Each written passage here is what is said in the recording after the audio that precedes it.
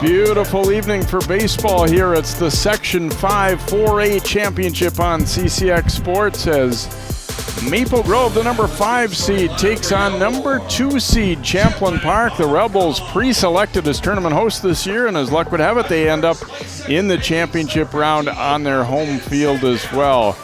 I'm Jay Wilcox along with Drew Keogh as these teams get set for action here. Maple Grove needs to win twice, and Champlin Park just needing one win after they are stayed unbeaten through the tournament so far, including a win over this Maple Grove team on Saturday in the winners bracket final, if you will. Maple Grove then bounced back and got a W. As you see the tournament, how it shaped up so far, a one-run win in that first round for Maple Grove.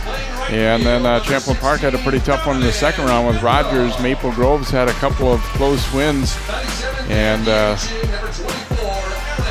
they bounced back to beat Osseo yesterday 7-2. And Champlin Park's had some more rest, Drew, and there's some back and forth on what's better, to be the team that's a little more rested or the team that has been playing and is in the swing of things. Yeah, there's always that talk about you want to stay active and you want to stay playing, but it's a huge advantage for Champlin Park. They're playing here at their home field in the winners bracket. They know they have to get beat twice. If they don't get beat twice, they're going to state. And it really comes down to pitching. How many pitchers will Maple Grove be able to get out there today to throw strikes and get key outs at key points in the game? Section 5 baseball up next here on CCX.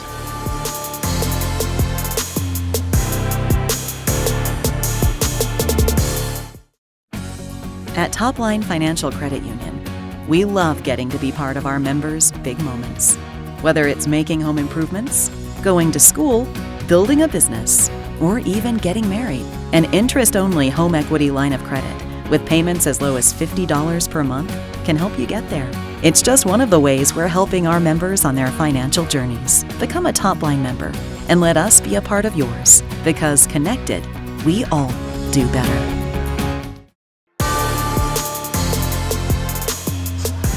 Welcome back here to Champlin Park as the state tournament berth will be decided tonight. It might be one game, might be two. The Rebels want to put it away in one, and Maple Grove looking to force a game two.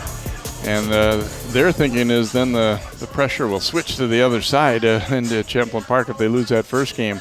But we will see. There's Tanner Wiley warming it up, and he'll face this lineup. Joey Limerick in center. Then Caden Harney, the left fielder. Beckett Shimpa, the designated hitter. Connor Johnson, the first baseman, hitting cleanup. Connor Wilm, the catcher. In the 5 spot, then Preston Berg. Oliver Tainton, Vince Lenmark, and Maddox Van Sluten for the Crimson. They've had kind of an up-and-down year, but coming on at the right time. Champlin Park's been a little more consistent. Here's their defensive lineup. Luke Carlson at third, Nick Carlson at short, Brockton Sandell at second, and Kellen Oligmuller at first base. Caleb Greer, Reese George, Donovan Bendel in the outfield. Cal Oakley is the catcher, and as we said, doing the pitching is Tanner Wiley, an all-conference selection. Now, Evan Nordby pitched on Saturday and in the regular season game we did against Maple Grove during the season, but they elected not to go with him tonight in this game anyway. Sounds like he probably would be in line if there is a game two, but talking to Coach Tome about that a little bit. Do you want to throw somebody that they haven't seen, or do you want to throw somebody who's maybe done well against them already? There's some back and forth with that, and he said a couple of years ago we had a situation like this against Mounds View, and our guy who had thrown against them earlier didn't fare as well, and so maybe want to give them a different look this time. Yeah, sometimes it's about noticing tendencies and facing a pitcher a couple times during the season in a conference, neighbor team. You played against these guys for a while over the years, and you know what they tend to do. They try to hit the corner. They throw 0-2 breaking balls. That's their standard stuff, but certain pitchers have tendencies, and if you can pick that up, you adjust your approach at the plate. But seeing a new pitcher, they're going to have to get a new read, so the first time through will be tough for them. Joey Limerick stepping in. He's hitting .386. He was dynamite on Saturday. They had a decent number of hits, but just didn't string enough of them together in that 7-2 loss to Champlin Park. But Limerick was right on it. He was hitting the ball well. Third baseman in on the grass. Taking for a ball there. Yeah, Limerick runs pretty well too. Good center fielder. Yeah, playing them very shallow in the outfield, it looks like too. Yeah, they are. Center field's definitely very shallow. You want to keep that leadoff hitter off base any way you can. There's a strike.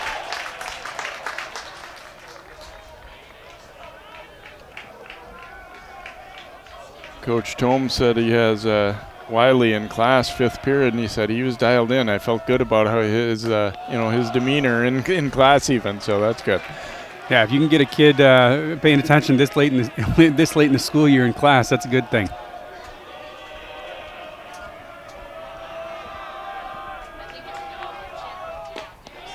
There's a strike on the outside corner. 3 balls, 2 strikes. Limerick working deep into the count here. Always kind of an added bonus for that leadoff guy if you can see a lot of pitches. Let your teammates see him a little bit, run that pitch count up also. Fought that one off. It was in on his hands and fouled it away. Yeah, good at bat to start the game here for Maple Grove. Took that pitch on the outside part of the plate. A good strike call on the paint of the corner. And, that's a tough pitch to hit. Fought that last pitch off to stay alive here 3-2.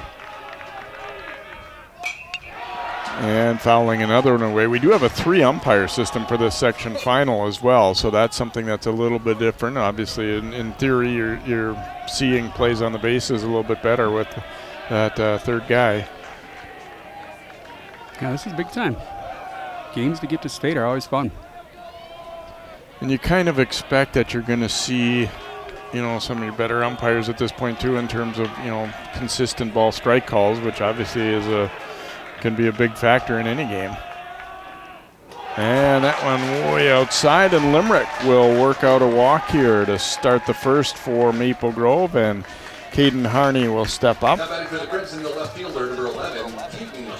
got a .279 average. He's driven in 12.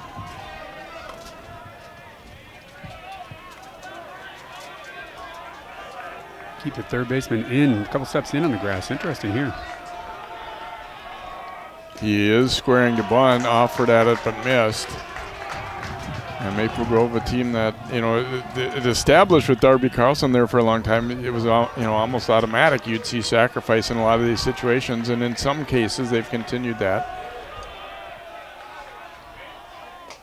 Harney unable to get it down. Ooh, the throw offline. It would have been possibly a close play there. Oleg Mueller showing good range to get to that as Oakley came up throwing, but not terribly accurate with that one.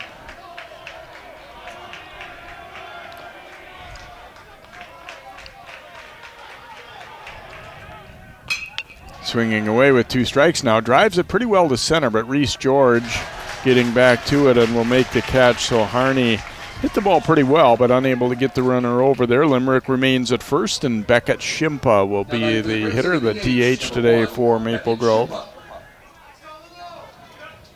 Hitting .300 on the year. He's knocked in 11. Got a couple of home runs. He's got some pop. He started the game on the mound on Saturday, and it just wasn't his day. A rough first inning.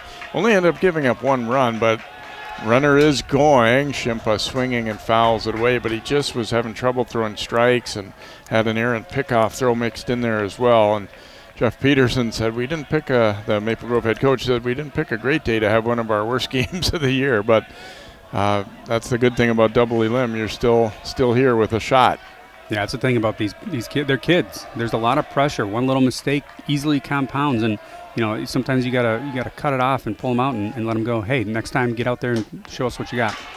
There's a strike as Wiley held the ball longer that time. Limerick not able to get a jump. I still wouldn't be too surprised to see him running though. Yeah, 0-2, you'd expect a breaking ball off speed, maybe something in the dirt here, a good pitch to run on. Lifted out to short left. That's going to drop in and be a base hit. Shimpa putting it in a good spot, so runners at first and second now. He didn't hit that ball super hard, but just guided it over the infield and in front of the left fielder Greer. Yeah, definitely not the hardest ball we're going to see hit tonight, but hit it square enough to put it over the third baseman in front of the left fielder, get on base here. So Connor Johnson batting with an early opportunity to get something going for Maple Grove. First and second, 1 out. Connor hitting .351. He has 5 home runs as well. has walked 13 times and tied for the team lead with 15 runs batted in, so definitely a threat. Back up the middle. There's 1 and 2. 4-6-3 double play gets Champlin Park out of a mini jam there as he hit it hard but on the ground and pretty much right at Brockton Sandell, the second baseman. So Maple Grove in the first, no runs, 1 hit, and 1 left aboard as the Rebels do the job defensively here. Carlson making the turn, and they easily get Johnson at first base. So scoreless first for Maple Grove. Champlin Park will get their first opportunity with the bats here. As Sandell, who started that double play, will lead it off, followed by his double play partner there, Nick Carlson, the shortstop, hitting second. Then Oleg Mueller, the first baseman. Reese George, the center fielder. Luke Carlson at third. Donovan Bendel, the right fielder. Alex Fino DHing for the pitcher today. And then Cal Oakley and Caleb Greer rounding out the bottom part of the order for Champlin Park. And defensively, the alignment here for the Crimson, you've got Preston Berg at third, Vince Lenmark at short, Maddox Van Sluten at second, and Connor Johnson at first base. Caden Harney in left field, Joey Limerick in center, Oliver Tainton in right field, Connor Wilm behind the plate. And doing the pitching is Evan O'Dwyer, and he's been a workhorse for the Crimson. 5-4 record and a 2.12 ERA in 46 and a third innings. He's fanned 45, walked 21, allowed 37 hits. Opponents batting .210 against Evan O'Dwyer. So pretty good guy to have ready to go for, you know, what could be the first of two. They'd like to get a good long outing, I think, out of Evan O'Dwyer, but they feel pretty confident. There's one thing I talked with the Crimson, before the season, and all their guys said we feel like pitching depth is a strength for this team. They're not, I mean, I guess they're not going to say otherwise, but they don't seem very worried about having to play 2 games today, if you know, and having enough pitching to get it done. Yeah, that's a key component of a successful team in a deep program. Having multiple pitchers that can throw strikes and get outs throughout the season is a good part of having a deep run in the section playoffs, and that's what Maple Grove's done here. And what they want to do is they want to get this first win, put a little pressure on Champlin Park. They want to keep themselves alive in the section championship, and to do that, they got to get a good outing from this pitcher. Sandell stepping in here for the Rebels. They pulled away late in that Saturday game. It was, you know, a little closer most of the way than what 7-2 ends up looking like. That one is over for a strike. O'Dwyer, pretty good-sized pitcher, and kind of dropping sidearm there against righties. And a swing and a miss here. Yeah, 40-plus innings, strikeout, almost a strikeout per inning. Pretty good stats, and that's the guy you want out there if you're Maple Grove.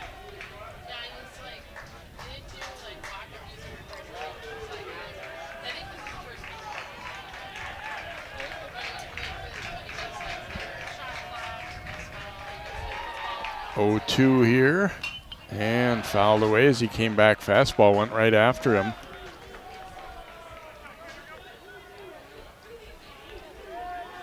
I've always felt like it's a little overrated to waste pitches. If you think you've got the stuff to go get him, go ahead and do it. There's a rip and a miss, and a strikeout to begin the Rebels half of the first, as O'Dwyer looking sharp early on, and Nick Carlson will be the hitter now for Champlin Park. Yeah, good pitch. Up and out on the plate. May have been a ball, but pretty close. So you got to go protect that plate, and you don't want to go down on a called third strike. So went after an aggressive plate approach there, and just wasn't able to put the ball in play.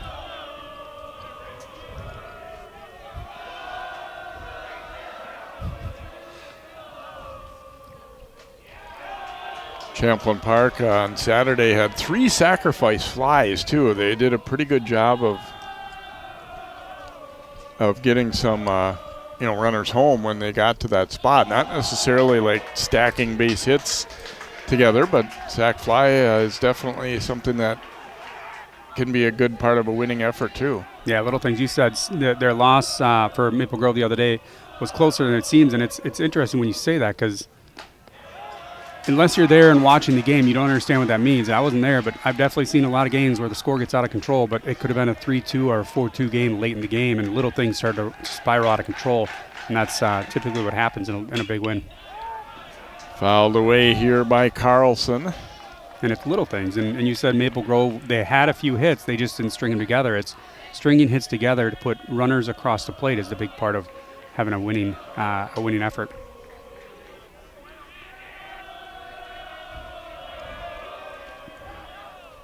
2-2, knocked down to short. Lenmark is going to have to hurry here. Here's his throw. Johnson able to dig it out, and they just get Carlson. Really good play by both guys there. Johnson, that was not an easy ball to dig out. We saw a game last week where they're skipping it across on artificial turf. That's not what this was. Yeah, nice job here by Lenmark to circle around the ball and then come towards the ball, get that momentum going towards first base. And the nice thing about that short hop is it hits the dirt. It's a pretty natural bounce when it hits the dirt. The grass here at Champlin Park is in fantastic condition, but a bounce off the dirt is going to be more natural than a bounce off any turf. Kellen Oligmuller, the hitter, and he takes a first pitch breaking ball for a strike. Lenmark, I was watching warm-ups. He does have a good, strong arm. He's not a real big guy at short, but throws the ball very well, and he showed it off there. That was not an easy play against a pretty decent runner in terms of speed, too. Yeah, definitely not the hardest hit ball, but he did a great job getting around the ball, getting his momentum going towards first base as he fielded that, came up cleanly, and a good, strong throw. Oligmuller, a chopper, but it's foul off his leg or foot there.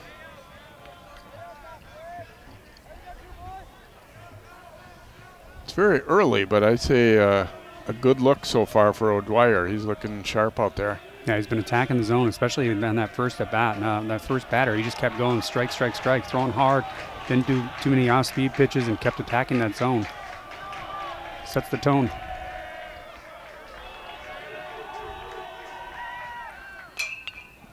Lifted foul down the left field side and out of play. I guess the bad news if you're Maple Grove is that this is Champlin Park's home field. The good news is, other than Osseo, it's the closest place to come. They got about a 5-minute drive over from Maple Grove to Champlin Park here. Hit on the ground to second, and Oligmuller is out for 3. O'Dwyer has a 1-2-3 first. The Rebels, no runs, no hits, no one left. We go to inning 2. We are scoreless here in the Section 5 4A final.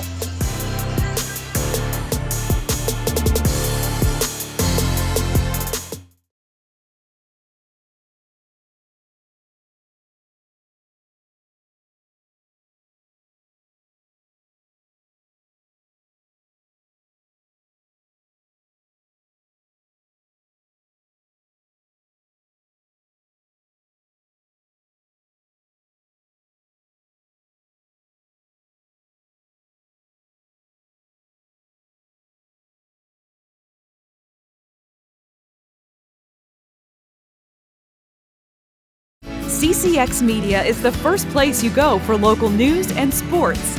But did you know you can sign up for those stories to go straight to your inbox on our website?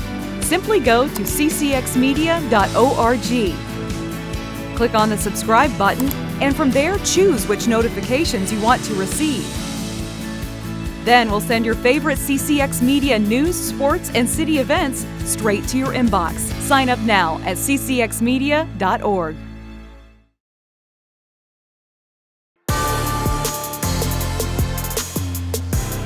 Welcome back here to Champlin Park High School. Each team going scoreless in the first inning. Maple Grove got a little bit of a threat, a walk and a hit, but then a double play got Champlin Park out of it. Meanwhile, the Rebels went down 1-2-3. Connor Wilm will lead it off here, followed by Preston Berg and Oliver Tainton for the Crimson. Congrats in order for some other teams from these schools as Champlin Park softball in their first state tournament appearance now into the championship Friday morning. And Maple Grove girls lacrosse last night winning their section championship over Vinode St. Margaret's, so they are headed to state. That is fun. And Maple Grove's boys and girls golf teams, same deal, in state this coming week.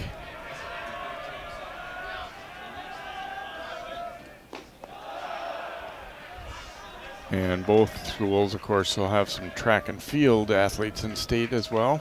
Yeah, very fun time of the year for all these kids, especially the seniors. You know, they're going through graduation, their friends are graduating, they're thinking about plans for next year, whether it's work, travel, college, so many different options. But, you know, focusing in on this last 2-3 weeks of your high school career and having success in your athletic program is a really good way to cap it off. Yeah, and when you talk about, as this one driven fouled on the right field line, when you talk about these two baseball teams too, I know a lot of these kids have played together for quite a long time too. Yeah, you saw it when 17 came up, gave a fist bump to the catcher. You know, these guys grew up playing with and against each other, whether it's summer programs, youth programs. They know each other very well, and they're hoping the best for each other, and that's really fun to see, good sportsmanship. Rip and a miss, and Wilm down on strikes to begin the second. First strikeout for Wiley.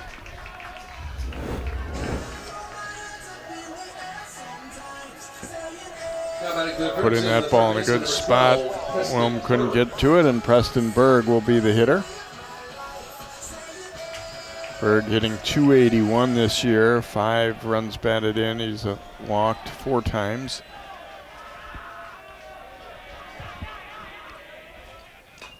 Fouled away. I kind of feel like Wiley maybe has the jitters out of the way a little bit more. He looks maybe a little bit better in the second inning, at least so far. Not that he was bad in the first or anything, but he gave up a walk and then a hit. Cut and a miss. Yeah, it takes a couple strikes, a little confidence in your defense to you know, you don't have to strike everybody out. Let them put the ball in play. You had that routine double play to end the first inning, and he's definitely settled in. He had a pass ball and that walk you said.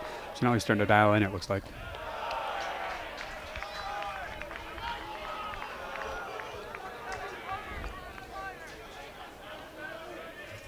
Kind of interesting that Mounds View has sort of owned this section in the last few years, and Osseo did both these teams maybe a favor and took Mounds View out. They handed them both of their losses in this tournament. Hit well out to left field. Greer drifting back, and this one is gone. A home run for Berg, and Maple Grove is on the board. Oh, let them celebrate. They got to get to the plate. Let them celebrate. That's a home run. That's exciting. Got that one in on the hands, brought his hands in and got the barrel on it and pulled that ball to deep left field and puts Maple Grove up 1-0. Great start. First homer of the year, and I think that one might have grazed the top of the fence on the way out, but Berg getting just enough of this one to take it out, and Oliver Tainton will be the hitter. And it was hit well, and that it was probably going to be extra bases either way, but it just had enough to get out. You know, in 5 years, that ball is going to be 30, 40 feet over the fence when they get back together. Either way, that's a home run, and got to be a good feeling for him. This one driven between third and short and into left field, so Tainton slapping a single to left, following up the Berg home run, and Maple Grove looking pretty good with the bats, and that was their one big question coming into the season, and it's kind of played out at times too, where they, you know, do they have enough hitting? They felt good about their pitching depth, as we said. And Lenmark, the batter here, hitting .262. Also has walked 11 times. So throw over to first, and Tainton back in.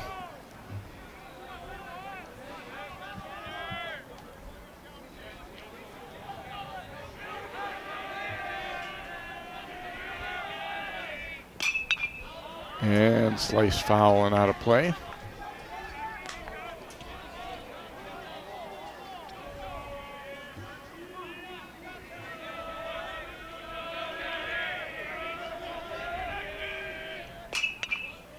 That one also fouled out.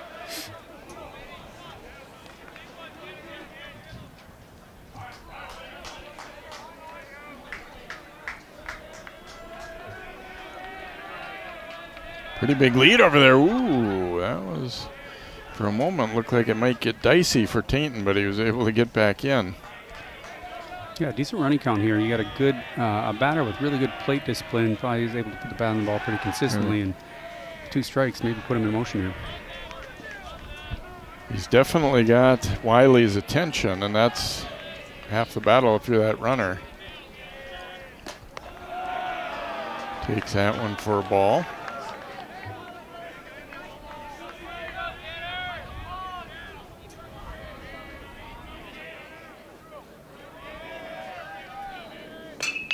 And this one is going to be knocked into right center for a hit. Well, they've hit some balls extremely hard. They've hit a few flares that have fallen in as well. And boy, Maple Grove, I think right now feeling pretty good about the way things are going offensively. After the solo home run, they've put a couple more singles in a row together. And so it's first and second with one out. And Maddox Van Sluten will be the batter here for the Crimson. Yeah, you need runners on base the first part. Then you got to bring them in. And Sluten hitting .203, but does have 11 runs batted in.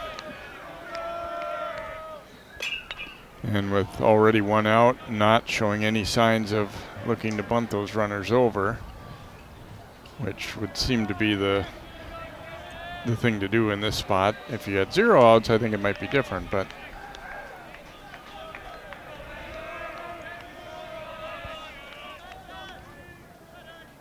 well, just as I say that, but that was more of a bunt for a hit. Fouled it away. Yeah, with 2 runners on, it's interesting to see what the defense does. You kind of want to read that, but definitely he was trying to put the ball to the right side in between second base and first base. Just didn't get it to the right spot. Champlin Park not playing for the bunt really at all. Especially with the first baseman is playing behind the runner, deep in the dirt, close to the grass. Ooh, he turns on this one and drives it to left. It's over Greer's head. 1 run scores. Here comes runner number 2 being waved around. The throw to the plate is not in time. Van Sluten will drive in a pair with a double and then advance over to third. And it's 3-0 Crimson. Wow, little things on that play. Great base running by Maple Grove there to get a good jump on that ball from first base. You got to be trying to score on this play. He does. Good base running by the hitter there. Also to realize the throw's going through to get to third base on the throw. Great throw. Great relay throw here to the plate. Just misses the tag on the foot. Yeah, this ended up being a closer play than right on the tail, and it looks like he almost got him. But yeah, safe. I was almost thinking I wouldn't have been surprised to see the arm go up for an out there. And Oakley, I think, thought so too. I'm not saying it was, but it was close enough that it could look like it could have gone either way. Yeah, and it was actually executed well defensively. I thought Lenmark was going to score easily as I was watching him head into third, but they did a pretty good job on that relay. But Maple Grove wins out, and they've still got a situation where they're looking to add more as they've got a runner at third and still just one out and the top of the order coming.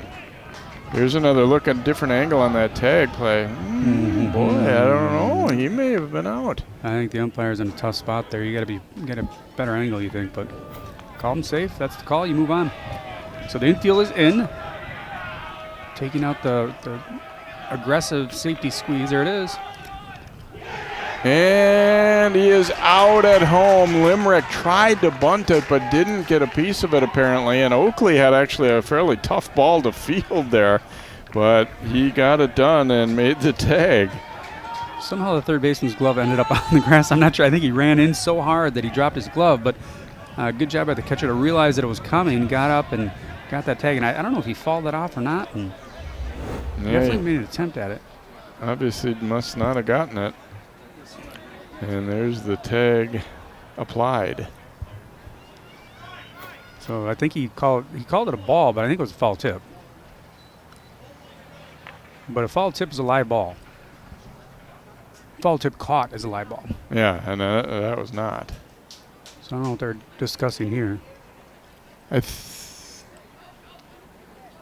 think it may. Well, it looked like it might have to do with how many people were out there in the bullpen. Yep. They've got somebody warming up, but then they had others kind of guarding, and the umpire wasn't comfortable with where they were, potentially in play or whatnot.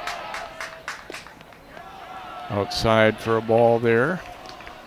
Which as a fan kind of gets annoying when the umpires try to do these things, but it's better to be proactive and not make that a part of the game. You don't want that to impact any call down the road, and to make sure that everybody's aware that is what's being discussed is kind of important. Yeah, in a way you'd think like, well, what does it matter? But then when somebody lifts a fly ball down there and the left fielder runs into one of those guys, then it's a problem. You were warned. It was discussed. That's your responsibility.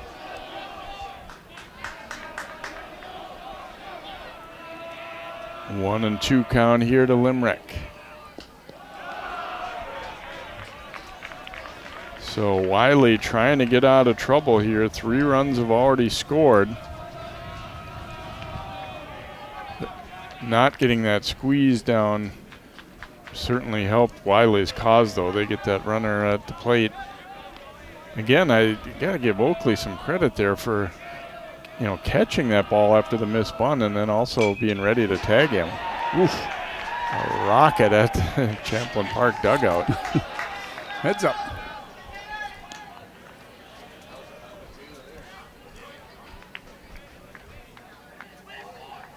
Yeah, a safety squeeze, it's much more efficient with the right-handed hitter, but when the third baseman's playing in, your runner at third can get a pretty good jump. So they were aggressive and tried to hop up 4-zip and just not able to capitalize. Another foul here by Limerick. I think this is very much the scenario Maple Grove was envisioning coming in. Let's jump on them early and kind of spin the pressure around and force a second game. And that one is going to be through for a hit. Well placed right between third and short with enough on it to get through the infield. And Limerick's been on twice, leading things off for Maple Grove. And now Caden Harney. Yeah, Champlin Park's been aggressive with their positioning. They've been playing in on the grass, in the outfield, and they burned a couple times, and now they're starting to play a little back, I think, and it'll be an adjustment to see what happens. Harney knocks one through. Boy, they are hitting the ball. Yeah, they found that gap between short and third a few times here, and then put one in front of the left fielder and in front of the center fielder. Like you said, the other day, they weren't getting hits when they needed them. Tonight, they're getting hits when they need them and getting base runners on, and see if they can pile on here in the second inning. And we're probably not quite there yet, but there'd be decision time with Wiley here already. They're getting to him pretty good here so far. Shimpa, the batter, first and second and 2 outs. And that one is past Oakley. It'll be a wild pitch, and both guys move up. So now second and third, 2 outs for the number 3 hitter in the Crimson order, and they've already plated 3 here in this inning. Yeah, big spot here for Maple Grove to try and put a little pad on this 3-0 lead. If they can get it here with 2 outs, that runner from second should score.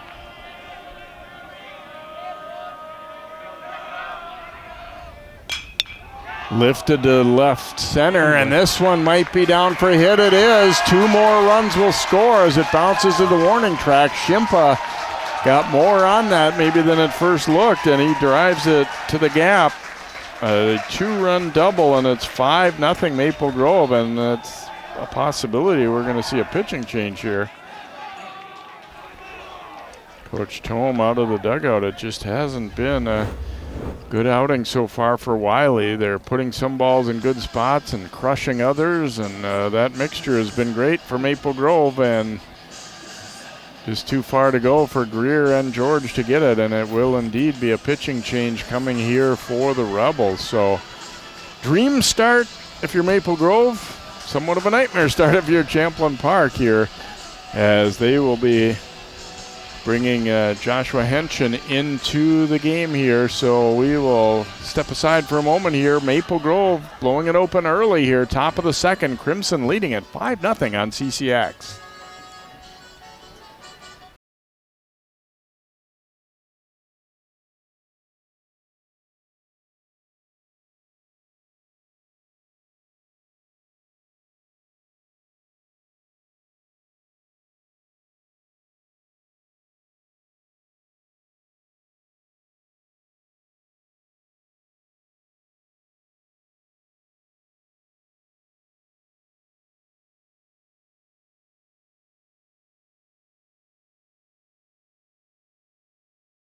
CCX Media is the first place you go for local news and sports. But did you know you can sign up for those stories to go straight to your inbox on our website? Simply go to ccxmedia.org. Click on the subscribe button, and from there choose which notifications you want to receive. Then we'll send your favorite CCX Media news, sports, and city events straight to your inbox. Sign up now at ccxmedia.org.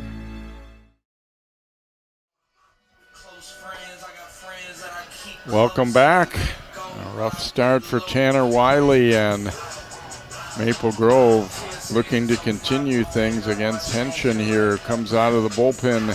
I'm sure they were not hoping to be making this move this early in the game, but now it's his job to try and keep Maple Grove where they're at. The good news, I guess, for the Rebels is you still got a lot of innings to try and make things up, but it's not been a good trend. That's fair to say here to start the game. And now Connor Johnson stepping in as they batted around here in the second.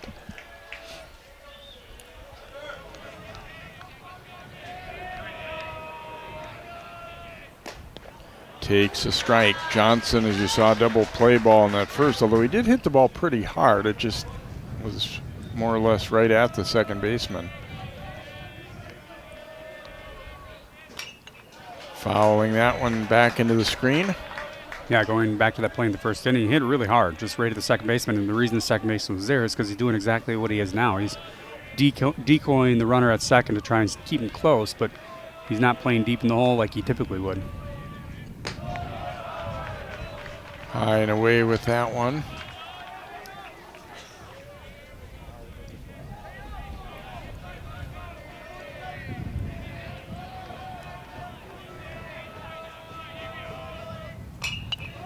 Went after a high fastball there and fouls it away.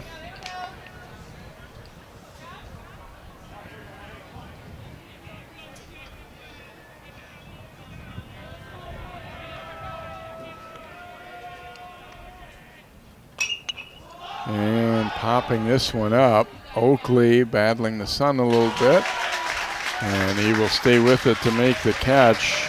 But it's a great inning for the Crimson as they blow it open with 5 runs, starting with the solo homer by Preston Berg.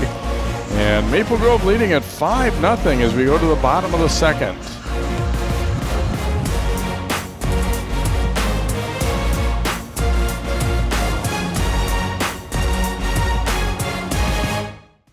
In 1935, Topline Financial Credit Union was founded by workers from our local phone company, by people who dedicated their lives to keeping our community connected.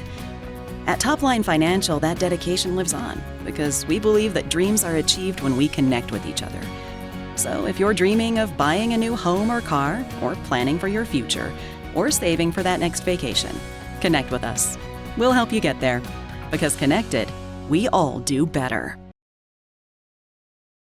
CCX Media is the first place you go for local news and sports. But did you know you can sign up for those stories to go straight to your inbox on our website? Simply go to ccxmedia.org. Click on the subscribe button, and from there choose which notifications you want to receive.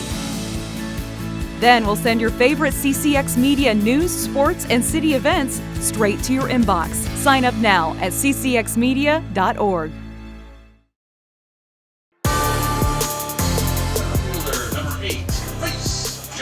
A 5-run second inning for Maple Grove as they take a 5-0 lead as Preston Berg, that guy right there, homered to get it started. And they kept piling on after that. A couple more extra base hits, a few singles mixed in. They had 7 hits in the inning. And this is a team that, you know, they were kind of struggling to find their bats at times. But, boy, it doesn't look like it so far today. Yeah, great start for Maple Grove. Put up a big number there in the second. Get their starting pitcher out of the game. Reese George hit by a pitch here, first base runner the Rebels have had, as he leads off the second, takes one off the leg, and Luke Carlson will be the batter. This one just kind of bearing in on him there, got him in the thigh. Yeah, grazed the thigh, turned in, not going to be too much pain there. Maybe a little bruise tomorrow, but you get the leadoff batter on for Champlin Park. That's what you want to do after giving up a big inning to Maple Grove there in the top of the second. Get your leadoff hitter on and see if you can come back with a run or two here in the bottom of the second.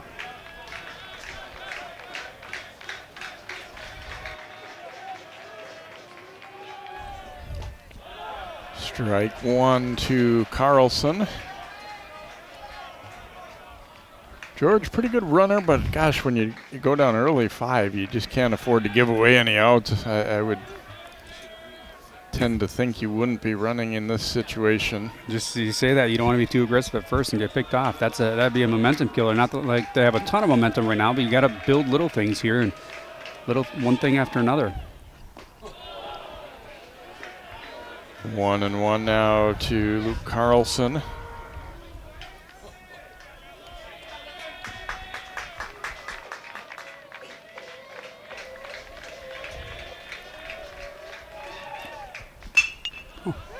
Could be 2. Flip over to Lenmark and nice. Nope, pulled him off the bag. Johnson thought he was on.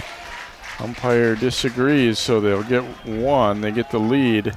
And Carlson aboard on a fielder's choice. The ball clearly beats him there, but they say that he was pulled off the bag. He was at first, but it looks like he found it again. Johnson, as first basemen kind of do, they feel for the bag with their foot, and I think he wasn't standing on top of it, but he felt his foot was against the side of the bag. And I think Maple Grove may be kind of asking, could you see if anybody else saw it better? From my vantage point up here, it certainly looked like an out, but we don't have the angle to see for sure if that foot was still making contact with the bag. Like you said, I think he was off initially and moved the foot back. Yeah, I think the one who's going to have the best angle is the umpire at third base, because your first baseman's, I think he finds it. He comes back to find it, but he definitely was off. He was off at one point. But again, these are humans. They don't have the benefit of replay like we have here. I think the one who had the best angle would have been the third base, the umpire over at third base, but they went to the home plate umpire and he called him safe. Donovan Vendel, the hitter. This one up the middle. Lenmark this time will get it as he steps on the bag and gets the double play. So maybe some justice there for Maple Grove. Champlin Park goes out quickly in the second. No runs, no hits. And courtesy of that double play, no one left on. We've completed 2. It's all Crimson so far. They lead 5-0. CCX Media is the first place you go for local news and sports. But did you know you can sign up for those stories to go straight to your inbox on our website? Simply go to ccxmedia.org. Click on the subscribe button, and from there choose which notifications you want to receive. Then we'll send your favorite CCX Media news, sports, and city events straight to your inbox. Sign up now at ccxmedia.org. In 1935, Topline Financial Credit Union was founded by workers from our local phone company, by people who dedicated their lives to keeping our community connected. At Topline Financial, that dedication lives on because we believe that dreams are achieved when we connect with each other. So if you're dreaming of buying a new home or car, or planning for your future, or saving for that next vacation, connect with us. We'll help you get there, because connected, we all do better.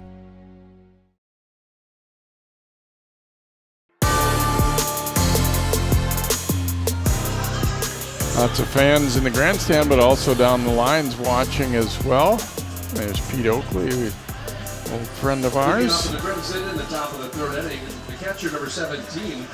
Yeah, great crowd, beautiful night for baseball.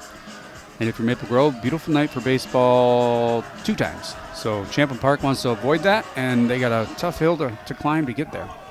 Connor Wilms stepping in to lead off the third for Maple Grove. He was a strikeout victim his first time up.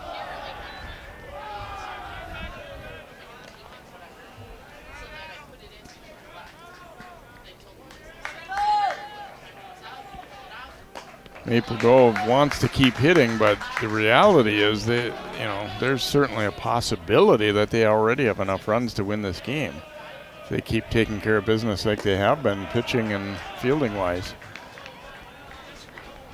Yeah, you definitely want to keep Champlin Park off the board as much as you can, but on the same side, you want to keep hitting the ball because that burns pitchers for Champlin Park, because when you get to the second game, you're going to be into their 4th, 5th pitcher of the rotation, and that's where you start to actually pile on.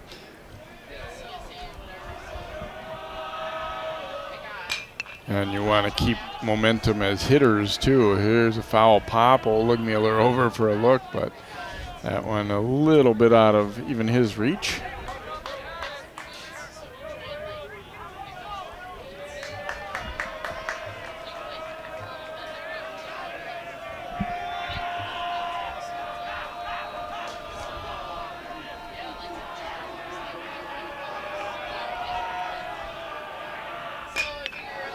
Driven to center, pretty much right at George. He will make the catch for out number 1 here in the third, and now Preston Berg will come up, the home run slugger from that last inning. The third baseman, number 12, Preston Berg.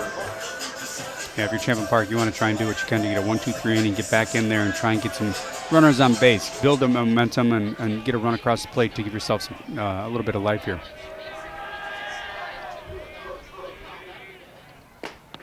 Yeah, and you're obviously not, by any means conceding the game yet or anything like that. Not even close if you're Champlin Park. But I would also say you don't want to be coming into, if there is a game 2, without any momentum hitting-wise. Like early in this game, they haven't done anything. But even if they don't win, but at least get something going, put a few runs up later, would feel a little bit better heading into game 2, I would think, than if they get shut out. Swing and a miss, and Berg down on strikes, and Henshin, it's a small sample size, but he's looked good so far since coming out of the bullpen, too. And that can be a tough thing, too, to come in the middle of a big inning like that. And he got that last out of the second, and then he's gotten a fly out and a strikeout here to begin the third. Yeah, he's thrown that pitch a couple times high and in, and it tails back in on a right-handed hitter. Tough to pick it up, and if it's breaking in on your hands, you're not going to be able to catch up with it. Tainton had a single in that big 5-run second inning. That one is over for a strike. It's almost like a two-seam fastball that's tailing away from this left-handed hitter. It's a really hard pitch to pick up. Fouling that one straight back.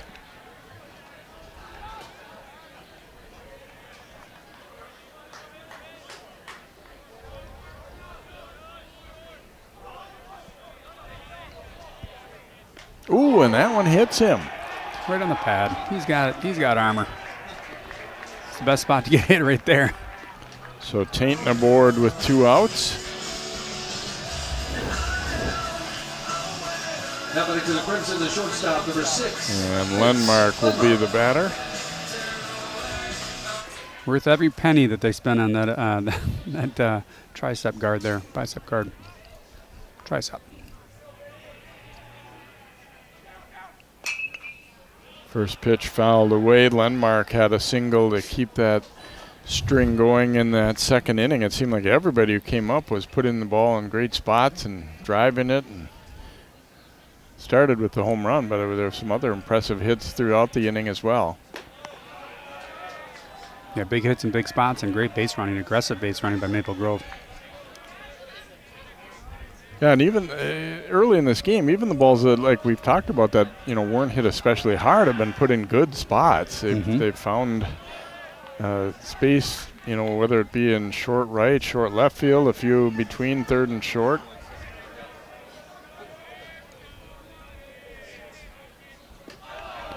Up high with that one.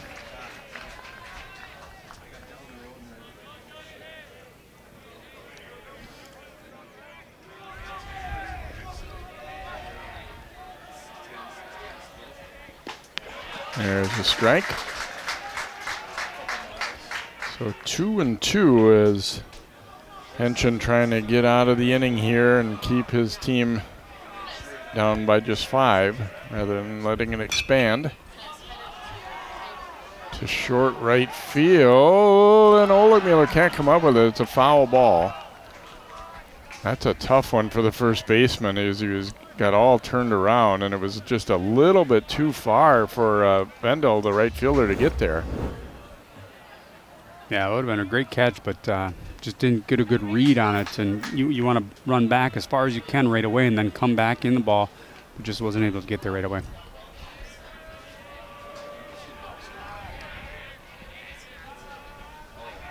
Time taken here by Lenmark. Yeah, those are tough plays for first and third baseman. Ball that kind of more or less right over your head. Smack to third, juggled there, but still time to get the out as good recovery by Luke Carlson. Lenmark is out 5-3, and the Crimson done in the third. No runs, no hits, and one left aboard. We go to the bottom of 3, Maple Grove 5, and Champlin Park nothing.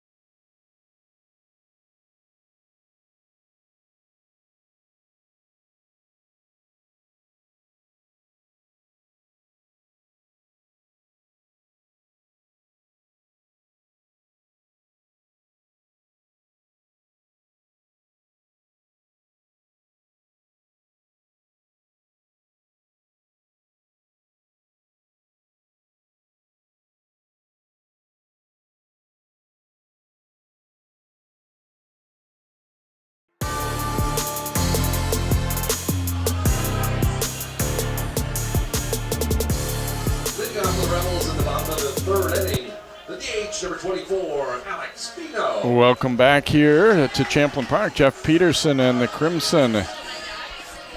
Absolutely dynamite start, and I was talking with him before the game, and he seemed quite confident that this was going to be a possibility, that they would get off to this kind of start. He said, he kind of referenced that it happened last year. He felt to Rogers in the section where they were the team that was in a spot that seemed like a good spot, but then when you lose that first game, all of a sudden the pressure really flips around. Yeah, it all starts at the top. You got to have confidence with your leadership, and when he believes in you, then it starts to trickle down. And there's a reason he has that confidence, because he knows these kids have the fight in them. Alex Fino, the DH, quickly in an 0-2 hole. Evan O'Dwyer has been solid so far. Had a 1-2-3 first, then hit a batter in the second, but they got out of a double play, so he's only faced a minimum 6 batters through 2 innings.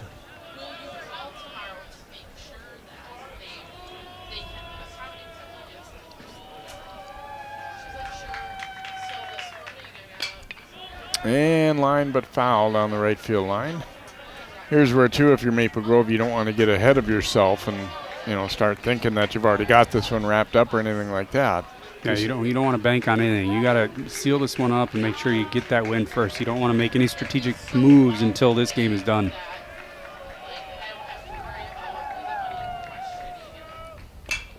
Back up the middle. It's off O'Dwyer's leg.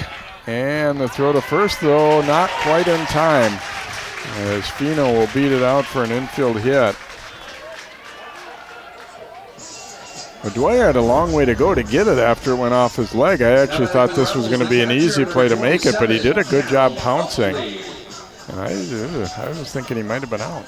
That was a close play. That's one of those examples where you practice it early in the season. We saw it with the double plays, too. Those routine, boring drills that you run during the gym time in February, March. You got to make sure you do that late in the season, and that's where we're seeing hustle out of the box. No matter what happens, you hit the ball right at the pitcher, goes off his leg, you got to hustle out of the box and get down to first base. Oakley, a one-hopper to third. There's one, and the relay dug out by Johnson. They turn another double play. Just a big one-hopper right at the third baseman, Berg. And those are about as good as you get when you're at third. They turn the double play without too much trouble. Oakley right away realizes, oh, God, I'm in trouble here. And the relay throw, Johnson stayed with it. I'm not sure if it quite hit the dirt. It was low, but he definitely hung on to it, and this time said, my foot's on the bag too. There's a strike to Caleb Greer, the Rebels left fielder. He's been kind of busy, but not in the way they would like. He's had to chase some balls down and then one over his head into the grass beyond the fence for a home run too. Fouls that one off himself there.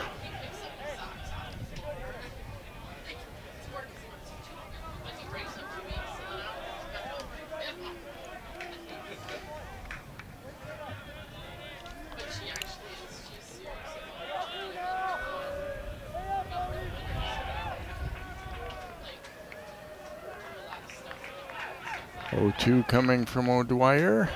Fastball is up high for ball.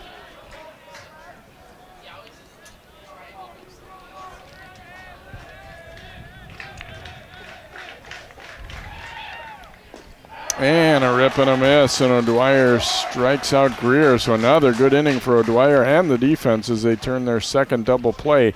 No runs, one hit, and no one left on for the Rebels. We've completed 3. It's still all Maple Grove. They lead 5-0.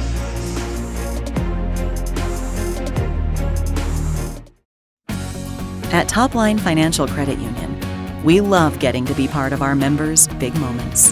Whether it's making home improvements, going to school, building a business, or even getting married. An interest-only home equity line of credit with payments as low as $50 per month can help you get there. It's just one of the ways we're helping our members on their financial journeys. Become a Topline member and let us be a part of yours, because connected, we all do better.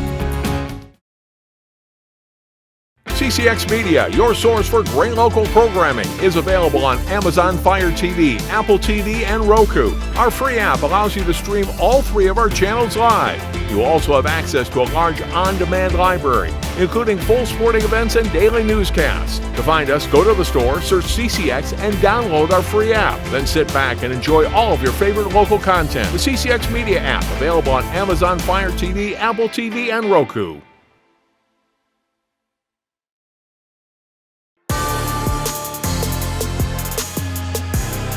Well, everything that Jeff Peterson hoped for coming into this one, his team jumping out to a great start offensively and also pitching and fielding well. They have dominated early, leading 5-0 as we head to the top of the 4th.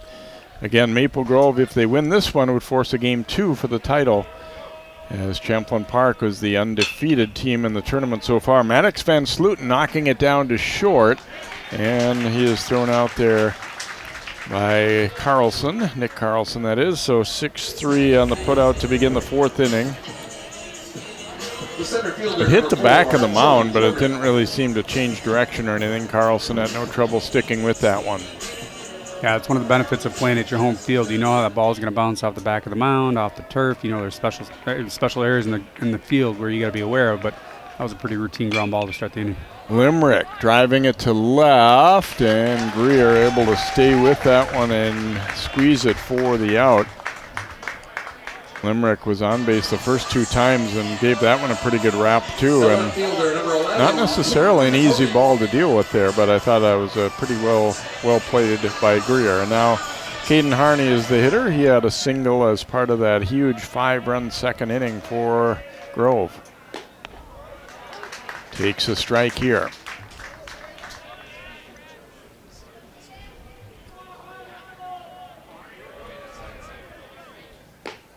And strike 2. Harney, I think he knew himself, and probably the bench told him a little bit too. We've had 2 really quick outs. Try to have an at-bat that takes a little more time, give your pitcher some rest. And looking at the first 2 strikes and then that one way outside, 1 and 2. Yeah, we're getting later in the game here, top of the 4th, and Champlin Park's starting to run out of outs, and it's going to be important for their bench to stay in the game and keep their team motivated and energized, so when they come in and have these quick innings, they go to the plate with an aggressive attack and try and get runners on base to get themselves back in the game.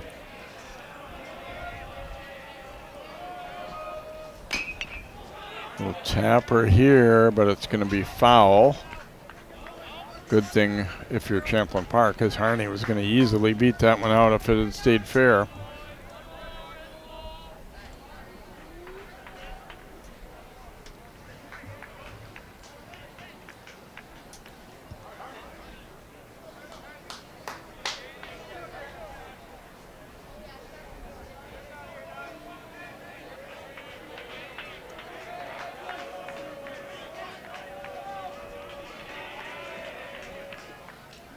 And that one way outside. First one that Henshin's had that's been nowhere near the plate.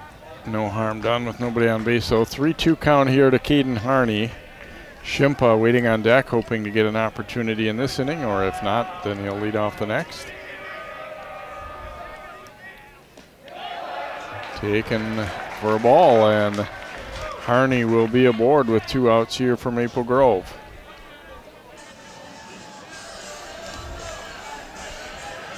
The DH number 1, Beckett Shimpa. So Shimpa will hit, and he's been good. Single first time, and then a big double to drive in a run. Or drive in a pair of runs.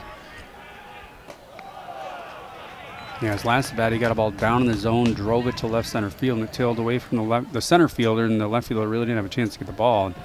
2 runs came in and gave the team a lot of momentum and energy. Just outside with that one. Harney does have 6 stolen bases on the year. So not the hugest surprise if he were to run here.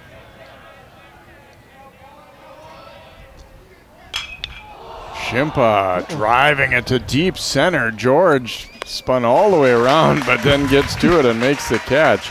Well hit ball, but it turns into a long out. No runs, no hits, and 1 left aboard for Maple Grove in the 4th. Champlin Park trying to get something going, but they have just 1 hit so far. They trail 5-0.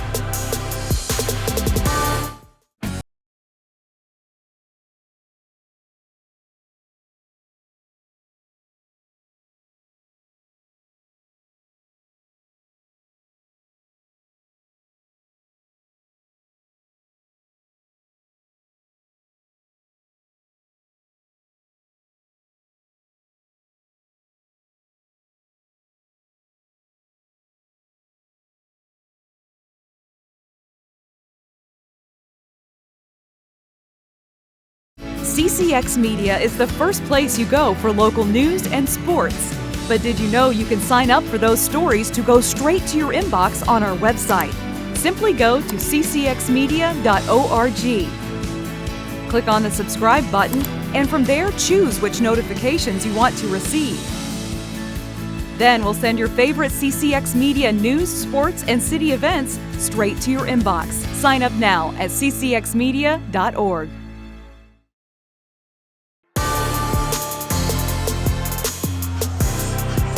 Not the start Champlin Park envisioned here. They trail at 5-0 in what could be game 1 of 2 for the Section 5 4A championship.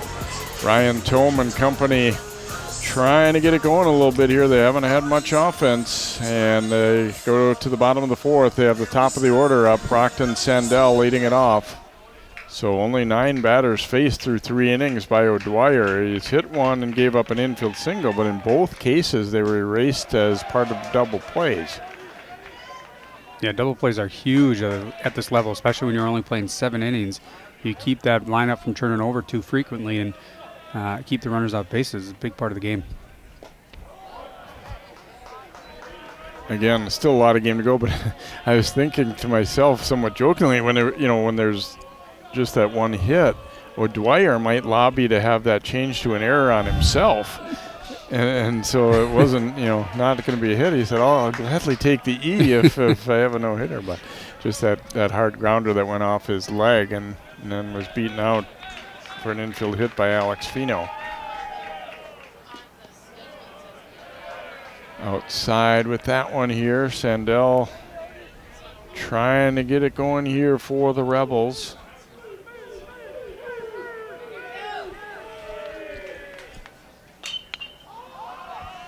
Pops this one up.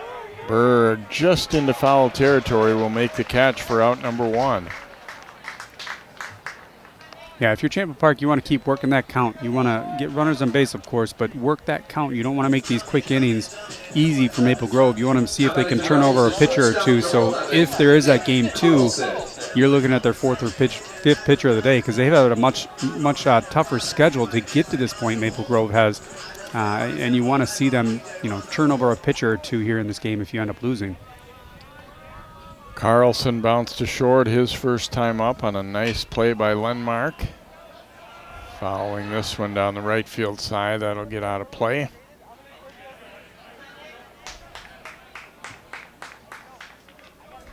It's been kind of interesting watching the body language in this game. Both teams staying pretty even keel right now. Maple Grove not like over the top excited, and Champlin Park not really hanging their heads. It didn't, at least not noticeably.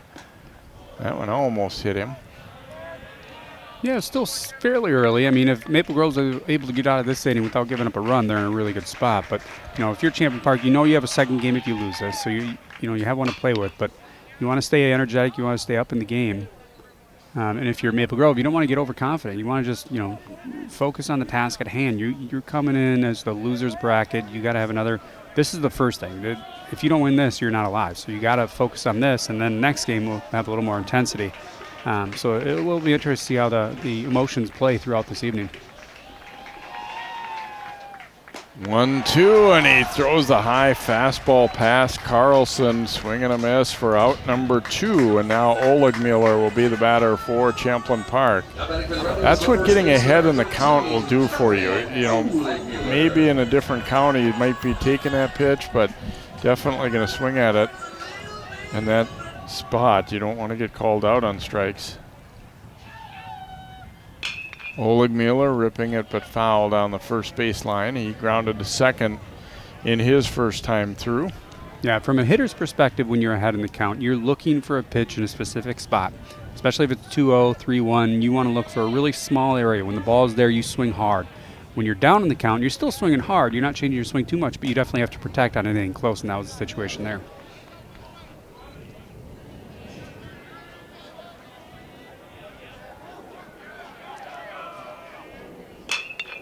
And softly up the middle. Johnson able to dig another one out as well played again. Van Sluten to Johnson. Another 1-2-3 inning for O'Dwyer and the Crimson. We've completed 4, and Maple Grove looking to force game 2 and looking good to do so, leading 5-0.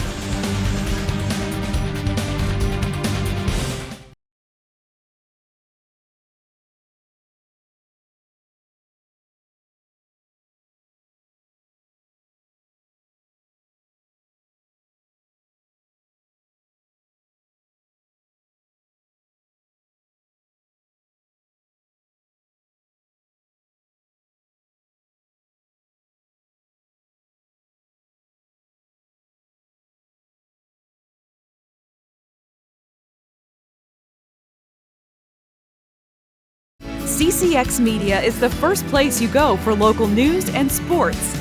But did you know you can sign up for those stories to go straight to your inbox on our website? Simply go to ccxmedia.org. Click on the subscribe button, and from there choose which notifications you want to receive. Then we'll send your favorite CCX Media news, sports, and city events straight to your inbox. Sign up now at ccxmedia.org.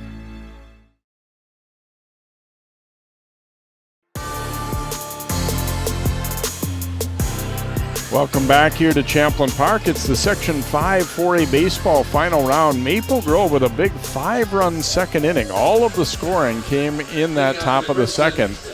And they have dominated this one so far, trying to force game 2 for the title. Connor Johnson stepping in, and well, I'll tell you, Henshin has done his job since coming in. He is pretty well shut down Maple Grove, but it's at least so far kind of looking like the damage was already done enough to get them into a game 2 perhaps. Johnson last time fouled out to the catcher Oakley after bouncing into a double play.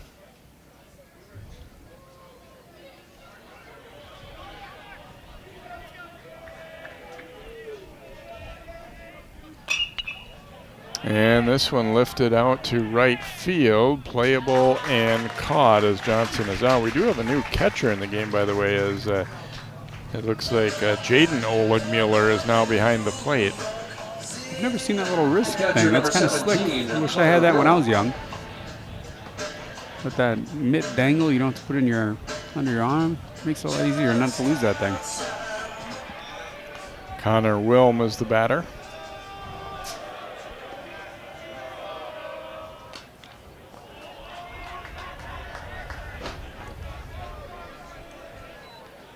Not sure if anything happened to Oakley, or it might be more just of it looks like we're going to have a game 2. It's a little bit warm, and we don't want our guy to have to catch 14 innings. I think it's probably the situation here.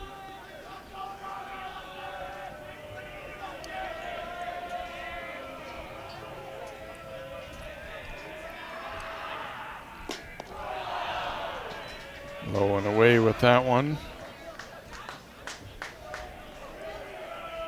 Interesting in that the 4-5 hitters, the Connors, Johnson and Wilm, are really the only guys who haven't gotten on base for Maple Grove so far.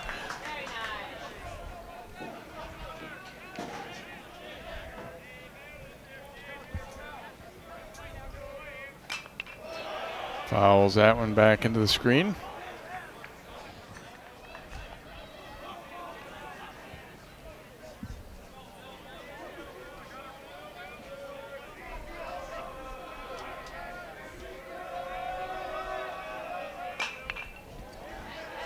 This one popped up, but will get out of play.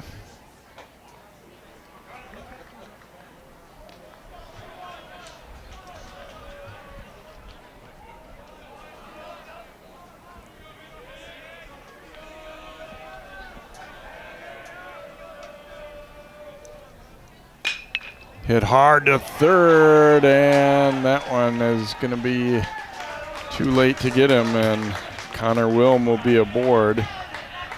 I kind of hate to give him an error, but you almost have to on that one, even though it was very well hit. So E5, and he is aboard with one out. And here's what Preston Berg did the first time that he came to the dish. Driving that one out. Some Rebels fans down the left field line were instructed to be quiet there too as he was rounding. I don't think he surprised himself, but the look in his face is like, oh boy, I did it in the section title game. This is awesome. And good for him. What a great memory to create and create that momentum here for the Crimson. Go up 5-zip there in the second. Berg knocking it down to Carlson at short. There's 1 and 2, and double plays have been a frequent thing today. 6-4-3 double play turned by the Rebels. Maple Grove in the 5th. No runs, no hits. There was 1 Rebels error and no one left aboard. We go to the bottom of the 5th. Still 5-0 Maple Grove.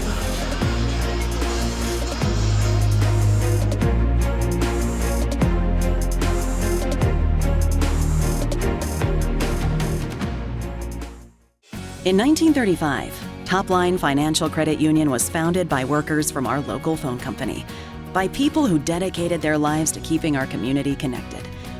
At Topline Financial, that dedication lives on because we believe that dreams are achieved when we connect with each other. So if you're dreaming of buying a new home or car, or planning for your future, or saving for that next vacation, connect with us. We'll help you get there, because connected, we all do better. CCX Media is the first place you go for local news and sports. But did you know you can sign up for those stories to go straight to your inbox on our website? Simply go to ccxmedia.org. Click on the subscribe button, and from there choose which notifications you want to receive. Then we'll send your favorite CCX Media news, sports, and city events straight to your inbox. Sign up now at ccxmedia.org.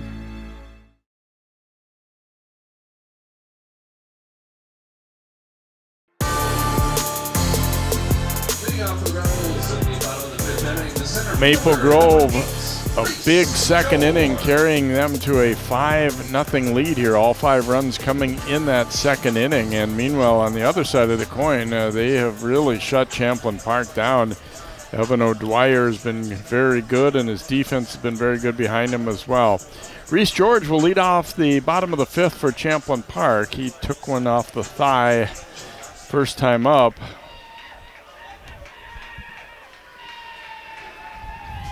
But then was erased as part of on a force play, and then the batter after that hit into a double play.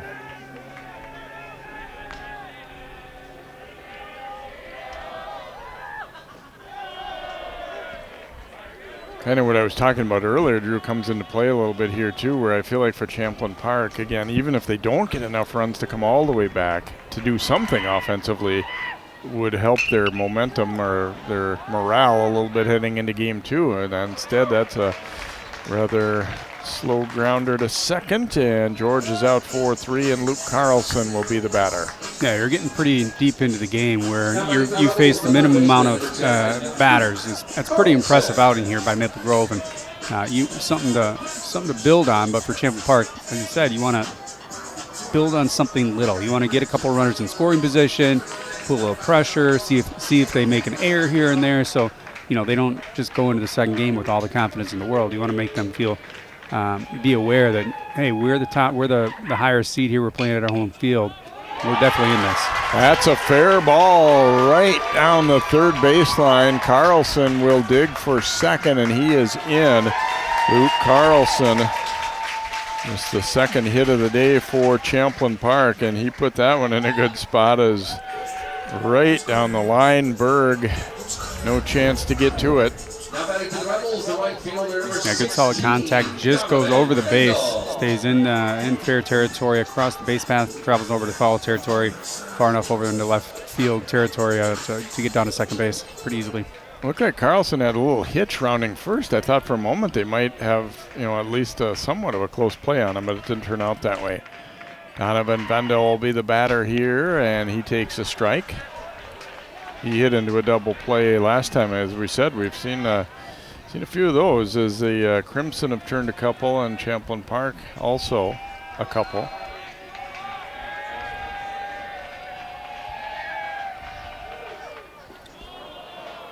Checked his swing there. They'll check with the base umpire, no swing. It's almost impossible for him to see if he breaks that plane, but give him the courtesy.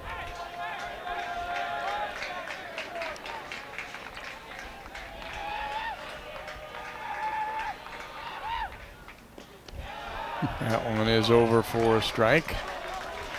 Breaking ball, breaking off the outside part of the plate. Tough pitch to hit. If you get it, you got to go to right field with that, and laid off it. Now he's down 1-2.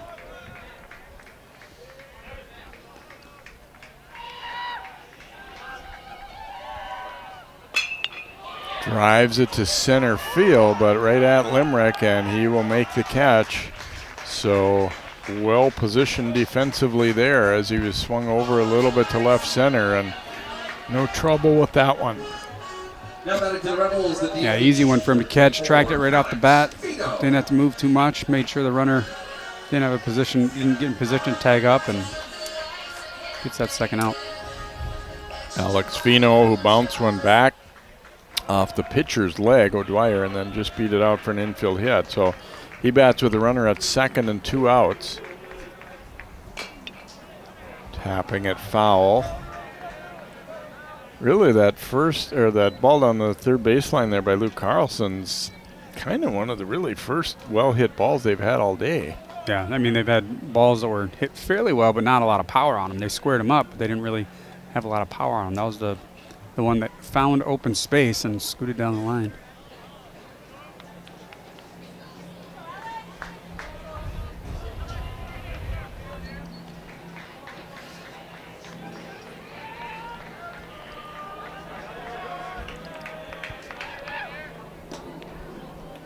Breaking ball stayed inside there on the right-hand hitting Fino.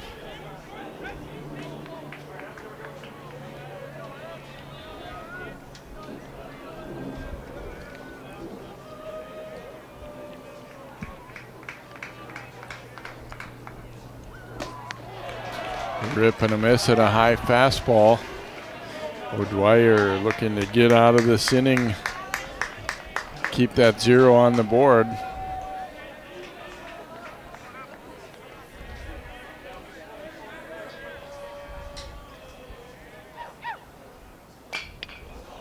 Lifted to left, and Harney drifting over and makes the catch with no problem. So the Rebels a little bit of a threat in the fifth, but don't score. No runs, 1 hit and 1 left on. After 5 full, Maple Grove looking good to force a second game. They lead at 5-0 here on CCX.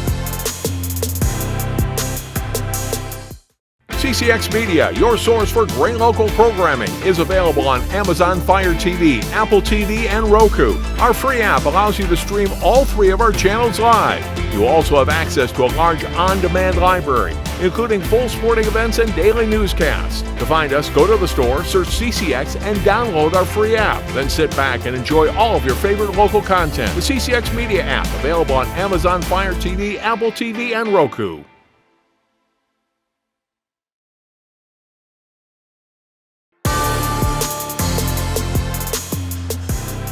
Maple Grove rolling through this one so far, leading it by a score of 5-0 here as we head to the top half of the sixth. The bottom third of the order coming up here for the Crimson.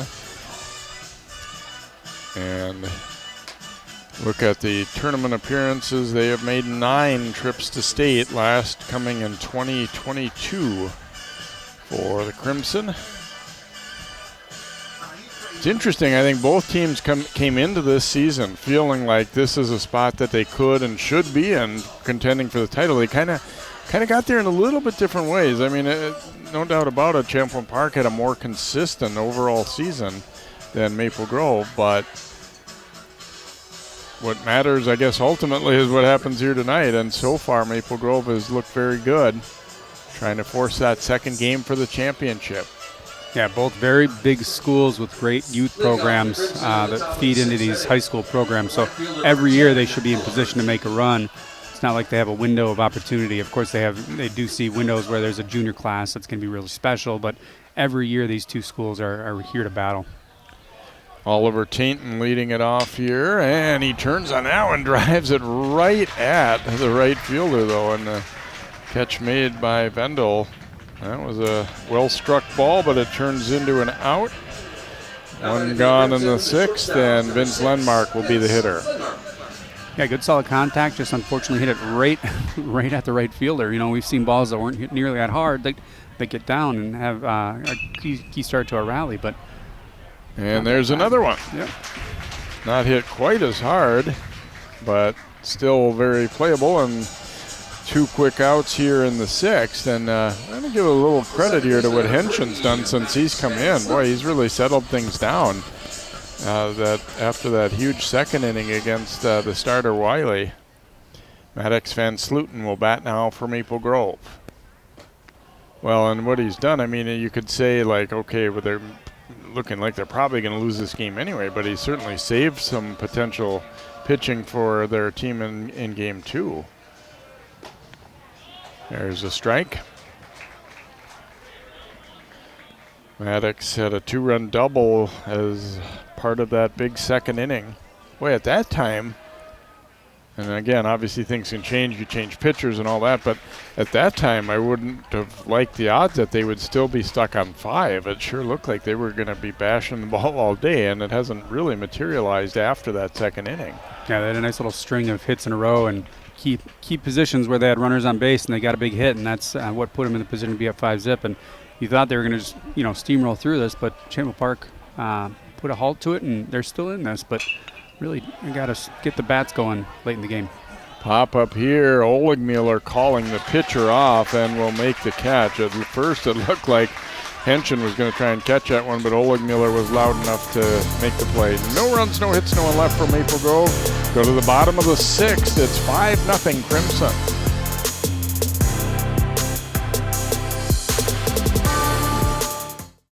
CCX Media is the first place you go for local news and sports. But did you know you can sign up for those stories to go straight to your inbox on our website? Simply go to ccxmedia.org. Click on the subscribe button, and from there choose which notifications you want to receive. Then we'll send your favorite CCX Media news, sports, and city events straight to your inbox. Sign up now at ccxmedia.org. CCX Media, your source for great local programming, is available on Amazon Fire TV, Apple TV, and Roku. Our free app allows you to stream all 3 of our channels live. You also have access to a large on-demand library, including full sporting events and daily newscasts. To find us, go to the store, search CCX, and download our free app. Then sit back and enjoy all of your favorite local content. The CCX Media app, available on Amazon Fire TV, Apple TV, and Roku.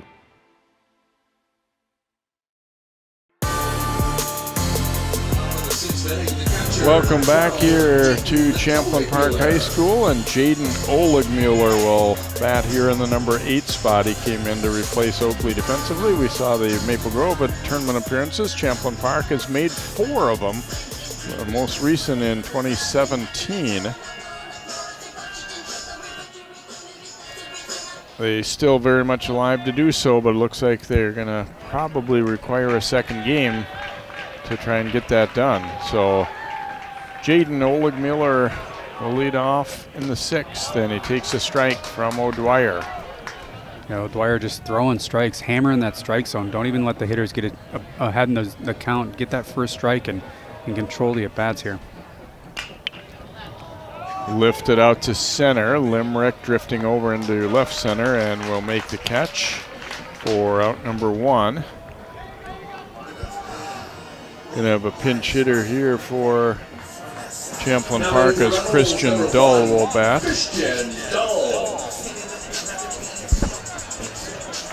Batting in the number 9 spot. Greer struck out in his only at bat. Yeah, it's a tough thing when you're not getting hits. You don't get many at bats. This is only the second time that through the order here, and leadoff hitter only gets 2 or 3 at bats a game. That's not a good sign. So, Champlin Park, you got to heat up the bats at the plate.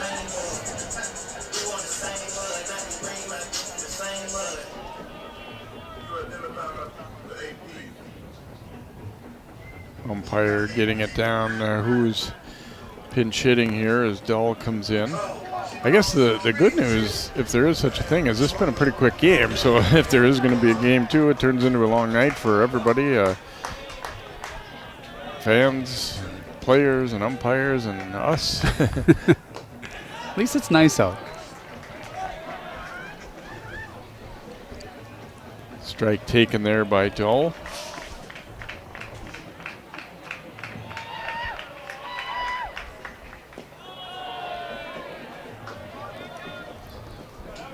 Obviously, every team has decisions to make when it comes to pitching and stuff. And I was thinking when watching how good O'Dwyer has been tonight, Maple Grove must have been confident enough that they, could beat Osseo without needing to use him last night. Yeah, there's definitely strategy there earlier in the tournament. But now you're throwing your big guns. You got to throw the best you have out there. But earlier in the tournament, you got to be strategic with your pitch counts and availability. O'Dwyer snaring that one and walks over to first to toss to Johnson there, and they get the out. So 2 gone in the 6th, and Brockton Sandell will be the batter. That one a little bit more fieldable ball than the one earlier that went off his leg. That was hit harder and lower, and also more to his pitching hand side. Strike there. Sandell went down on strikes his first time up, and then last time fouled out to the third baseman.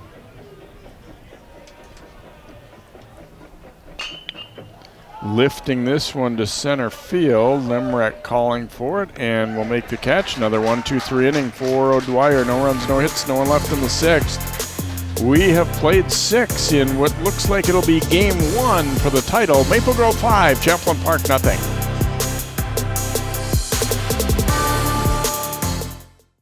In 1935, Topline Financial Credit Union was founded by workers from our local phone company, by people who dedicated their lives to keeping our community connected. At Topline Financial, that dedication lives on because we believe that dreams are achieved when we connect with each other. So if you're dreaming of buying a new home or car, or planning for your future, or saving for that next vacation, connect with us. We'll help you get there, because connected, we all do better. CCX Media is the first place you go for local news and sports. But did you know you can sign up for those stories to go straight to your inbox on our website? Simply go to ccxmedia.org. Click on the subscribe button, and from there choose which notifications you want to receive. Then we'll send your favorite CCX Media news, sports, and city events straight to your inbox. Sign up now at ccxmedia.org.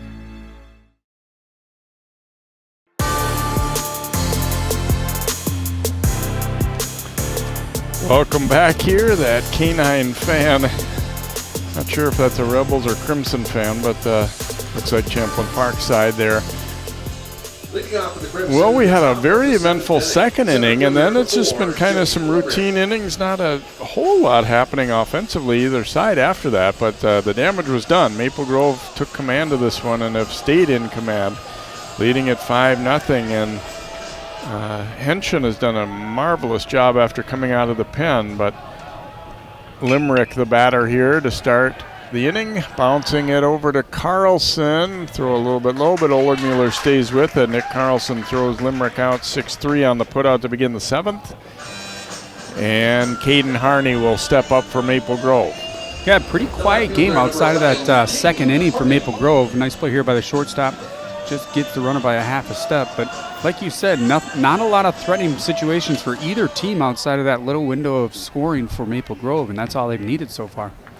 Both teams have been a little sharper defensively than it seemed on Saturday, too. That well hit, but also well positioned was Reese George, and he heads over, and we kind of noted earlier, he is very good at tracking balls out there in center. Yeah, I was going to mention it. I think in the first or second inning, there was a ball hit to him to his left, our right, where he just kind of shuffled his feet, kept his eye on the ball. His head was at the ball the whole time, and he kept moving his feet to just get himself behind the ball. And it was little things like that you notice in a fielder to position themselves. And then we saw that one where he completely turned around but never really lost track of the ball.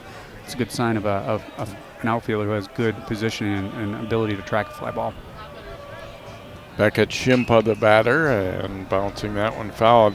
Like that last, the last one we just saw off the bat of Harney, people might be saying, well, that was kind of a routine play, but he made it look like a routine play. That's one of the harder balls he's seen hit. It's probably the second or third hardest ball we've seen hit all night. And you can hear it off the bat, too, and I think fielders start to adjust to the way these hitters are. You got a big, tall guy at the plate. If you can hear the ball sounds differently off the bat, you know they squared it up, and then it's going to be going hard over your head, so you got to adjust and get back. High and outside with that one. I think the fielder's probably glad that the sun has gone behind clouds now, too. We had a couple innings of real brightness that could have given them some difficulty. Ripped foul, just a couple feet foul down that first baseline. Shimpa looks pretty locked in. He had a couple of hits in the first two at bats and then flying to center.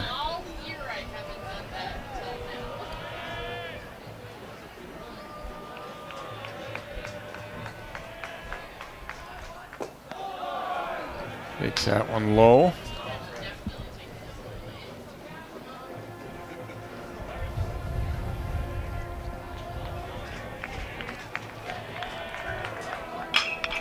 Ripping it again. That one is fair.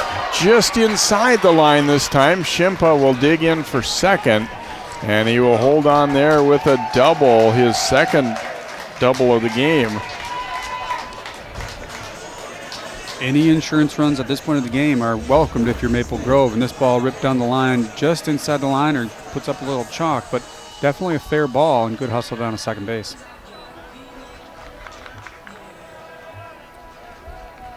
Kind of really one of the first hard hit balls off of Henshin, it seems. Early on they were jumping on Wiley pretty good, but haven't really crushed many since. But that one was well hit, and got a runner down there. It's Brody Berglund.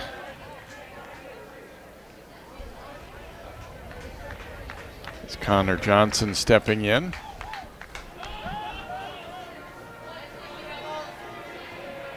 Johnson he is 0 for 3 today. He's had a very good season.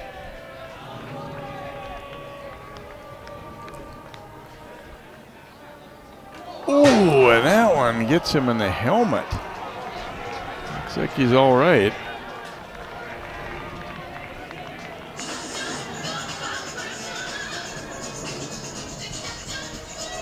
Catcher number 17. It's kind of a glancing blow, thankfully, there. Those helmets have gotten very good at protecting guys, too, but still, that one's, oof. Yeah, late, ducked pretty late, but ducked early enough to allow that ball to hit the helmet and nothing in towards that moneymaker there. Connor Wilm, the batter.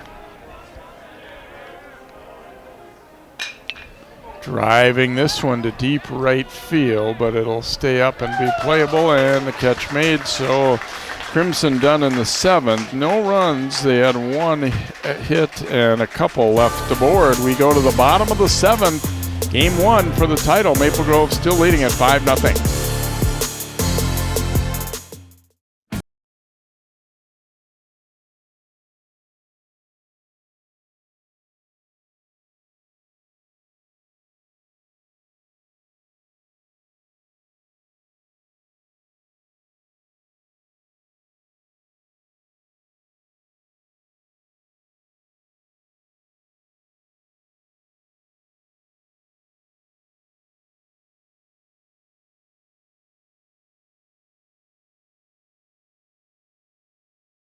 CCX Media, your source for great local programming, is available on Amazon Fire TV, Apple TV, and Roku. Our free app allows you to stream all 3 of our channels live. You also have access to a large on-demand library, including full sporting events and daily newscasts. To find us, go to the store, search CCX, and download our free app. Then sit back and enjoy all of your favorite local content. The CCX Media app, available on Amazon Fire TV, Apple TV, and Roku.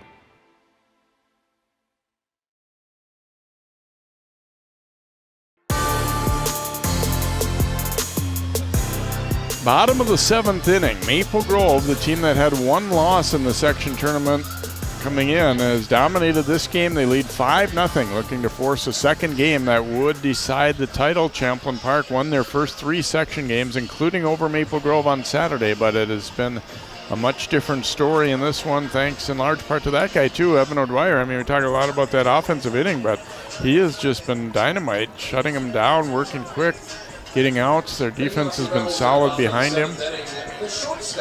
Yeah, I'd like to say a couple of huge double plays, but just a couple double plays. Just they were never, Champlin Park hasn't really been threatening. He's kept them off balance and been moving the ball around the zone, start attacking this. We started the first at bat. He said he's just throwing strikes. He's going out there attacking the zone to get ahead in the count, and that's what he's done all night.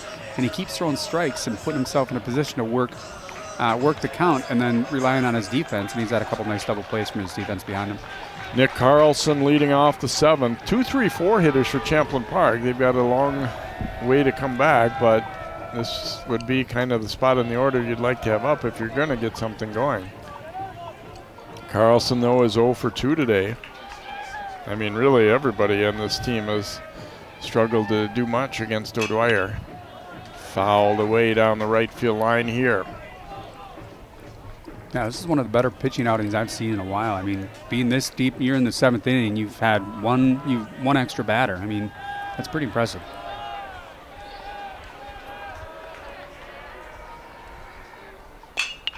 Smack to third. Nice pickup by Berg. He wheels and throws it. They get the tag. They did. Connor Johnson had to come off the bag to catch it, but he did that sweep tag. That's what first baseman practice, and he was able to get it on him. Yeah, nice play there by the first baseman to adjust. Get off the bag, go get it, get the jump up there.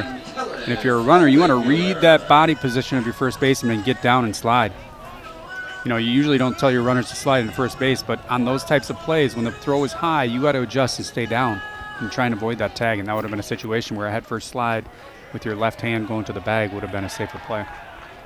Oleg Mueller, the hitter, he has bounced to second both of his at-bats. There is a strike.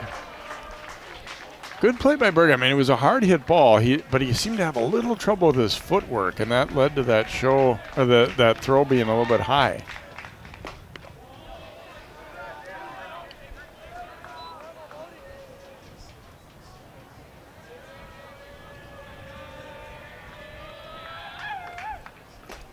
Rip and a miss, and it's 1-2. Yeah, no, Dwyer's just been businesslike out there too. He isn't getting all jacked up. You just get the feeling he expects to get outs, and that's what's happening. No gestures, not too much emotion. Just give me the ball, throw strikes, and get these guys out. Let's go. He's probably going to go ask coach if he can pitch in the next team too.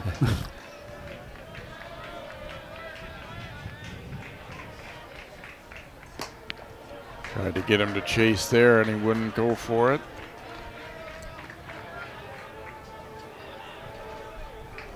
Full count here to Oleg Mueller.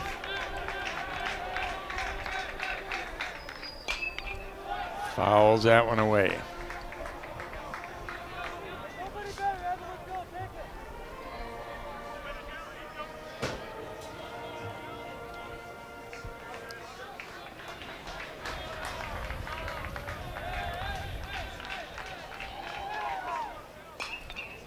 And in on the hands, fouls another one back.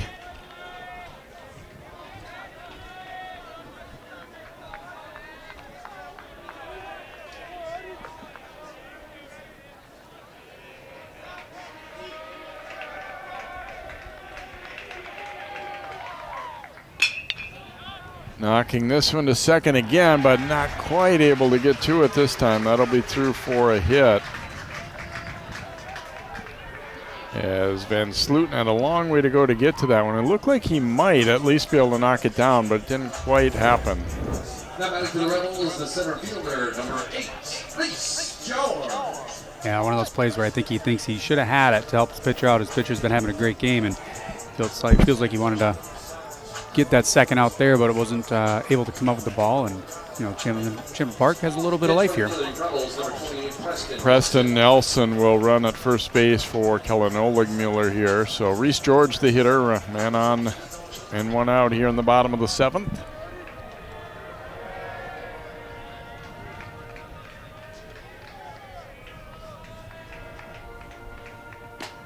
Starts him with a strike. We talked about O'Dwyer and his composure and everything too, and I also think you kind of set the tone by throwing strikes. You're giving the umpire reason to be consistent with his zone too.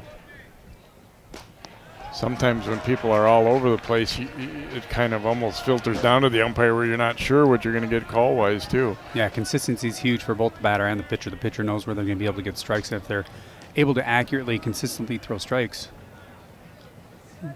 Nelson kind of ended up awkwardly falling back into the bag there. Yeah, it looks like he almost lifted his hand up too. He keeps his finger on there. Outside with that one.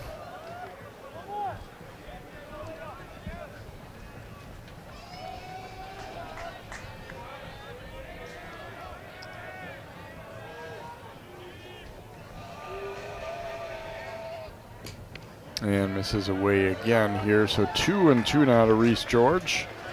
Dwyer trying to put the finishing touches on what would be an impressive outing for him and his team.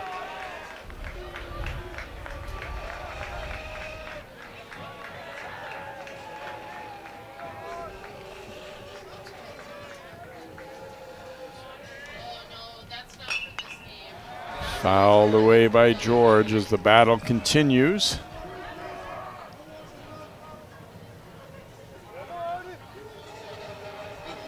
Be interesting to see how much these teams change their lineups for game 2. Obviously, pitching wise, you will be, but do the rest of them do you switch much around, or do you just come back as you were for the most part, or?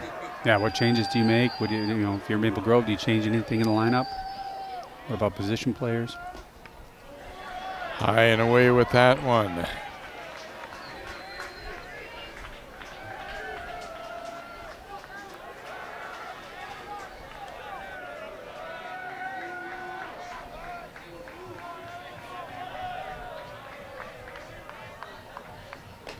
And that one is a called third strike as O'Dwyer wins the battle, gets George looking for out number 2. And Luke Carlson will be the hitter. The third baseman, number 10, Carlson. Tough pitch to take, outside and up a little bit, but close enough to get that called strike. He's been consistently around the plate that, here in the 7th inning, he's going to earn that strike. Throw over to first. Nelson is back in. Luke Carlson last time had that double right down the third baseline.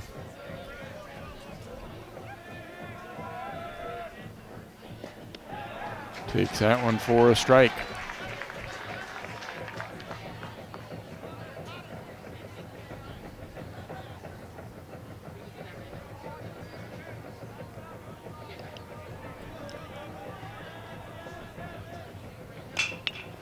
Bouncer to short. Lenmark charging, juggles it a little bit, but still has time to get the out, and Maple Grove will win what turns into game 1 for the championship. A great outing for O'Dwyer as he has a 3-hit shutout for the Crimson, and that 5-run second was plenty to get the job done. So Maple Grove wins game 1 by a score of 5-0. There will be a second game for the championship here on CCX Sports. Thanks for watching game 1. Maple Grove dominates. Now it's game 2 for the title coming up.